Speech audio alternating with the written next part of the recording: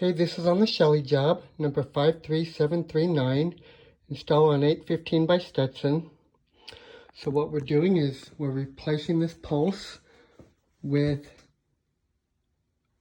another 90% furnace, placing the coil, and replacing the air conditioner with the heat pump. Okay, so if you notice, we have a return air right here, and we have this horrible offsets here, and a gas line running right through the middle of our return air. Anyway, so we're going to get rid of this box here and get rid of this 10-inch pipe.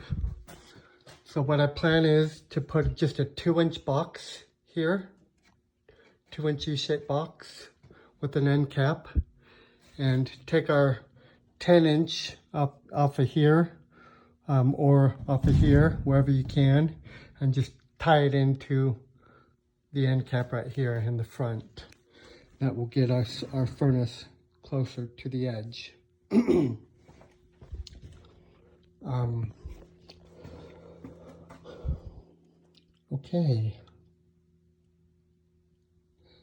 Okay, so our furnace will sit on a base. Furnace, coil, little piece of dark canvas, starting collar. Return air, 20 by 25 by 7-inch wide filter box. And ductwork just as it shows. There's a cut line right here. So on this piece, you'll have the top flat, but then I made you a 4-inch starting collar because these ducts are different here than the back. So on the back, it's actually bigger duct, so I made the starting collar on the back, but triangle for the front. And the return air of the front is also flat, cut line right here, 1 inch from each side. But on this side, it went 4 inches back, so you're going to have to extend this 3-inch water heater flue down a little bit. I gave you 190 just in case you couldn't turn this one to rehook it back up, and a little bit of 3-inch pipe. Okay.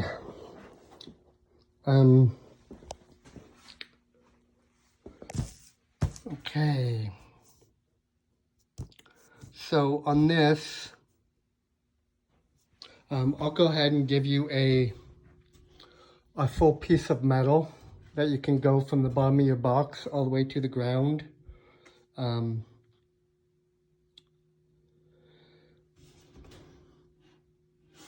If you need, or just patch that behind it, whatever's easiest. Probably look better to get rid of the sheetrock. But just know the measurement I took, 2 inches, is off the sheetrock. So if you take this off, then it's going to be 2.5 from the wood, you know, to the furnace. Anyway, okay. So, combustion air, not applicable. It's an unfinished spot, so it's okay. Vent. So I told you about the water heater vent. We're just going to reuse the existing 2-inch PVC flues. Get rid of the mufflers, of course. Gave you 2 couplings and enough pipe and fittings to go there. 2 are new. The gas. Okay. On the gas, we're going to remove the furnace up to the T. And the water heater, we're going to remove and reuse all the water heater pipe, except for one piece. But you're going to turn this T so it's facing that way, and rehook it back up here, and reuse the 90. And then I gave you a 10-inch piece.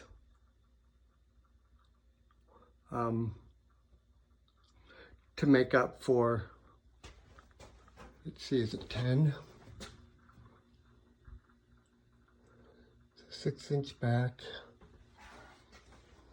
Yeah, anyway, whatever I gave you to put on this lateral to get you closer. Then reuse everything, and then I'll give you a new caulk and a flex.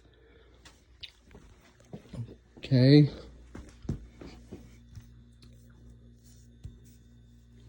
So that's this on that water heater. And then on the furnace, from the T, add 3/4 close, 3/4 by half reducer, then a 1/2 by 40, and the normal caulk, 2-inch T drip leg, flex, 14 into the furnace. Okay, our AC, gonna need run a new line set. A new unit is a 7/8, this is 3/4. So everything is all unfinished here.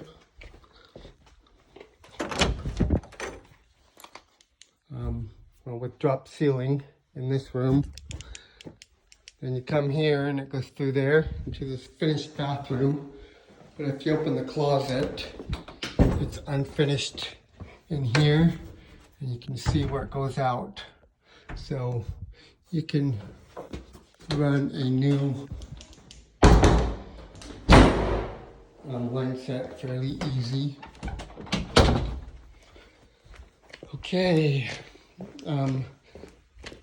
so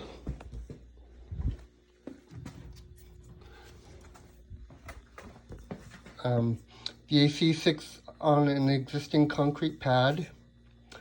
It taps off from the existing outdoor panel with a 25 amp breaker, so it's okay. No disconnect needed because it's within sight. The drain, you just go to the floor right there, standard order. Thermostat, gonna put on an S30 and just rehook up the basement air, return air as needed, like I said. And that is it. Thank you.